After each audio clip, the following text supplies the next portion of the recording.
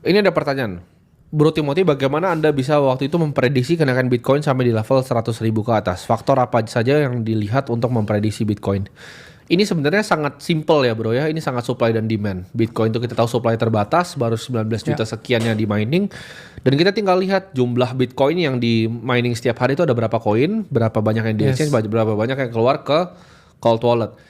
Tapi simple gitu, kita tahu ketika ada demand shock di mana orang banyak yang cari ini karena mungkin ketidakstabilan geopolitik atau cari alternatif aset yang lain.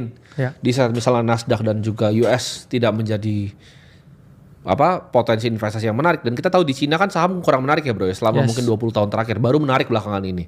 Orang-orang Cina itu lari kemana? Ke kripto. Mereka cari ke Bitcoin, bahkan mereka banyak ganti warga negara ke Vietnam bro.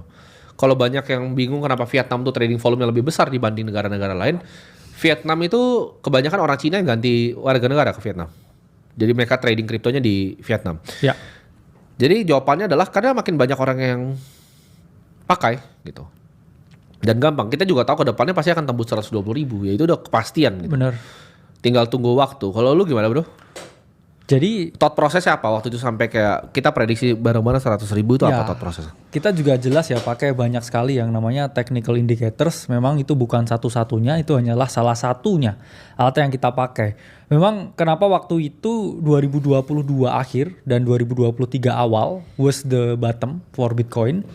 Karena kita lihat dari indikator ini ya, price drawdown by year. Kalau di sini ya kita lihat ya waktu itu Bitcoin itu kan selalu bergerak dalam siklus. Dan waktu itu kita memang melihat Bitcoin itu koreksinya udah 80% dari topnya. Dan memang waktu itu ada chance ke 10.000. Tapi balik lagi, chance-nya itu lebih gede dia bouncing di area 15.000 daripada ke 10.000. Waktu itu pun meskipun kita beli ke 15.000 dan dia turun ke 10.000, itu dia udah diskon 80% anyway. Jadi teman-teman juga harus melihat di dalam investasi atau trading, yaitu ada namanya skala risk to reward.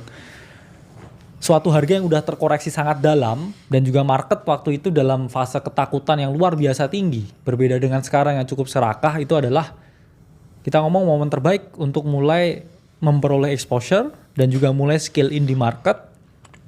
Dan ya, that was the bottom. Jadi dari secara technical indicators dan juga dari sentimen publik secara keseluruhan. Karena waktu itu udah banyak sekali perusahaan-perusahaan kripto yang kita ngomong bangkrut juga di 2022. Betul. Mereka shutdown dan selalu menjadi pertanda bottom ketika banyak perusahaan kripto yang shutdown.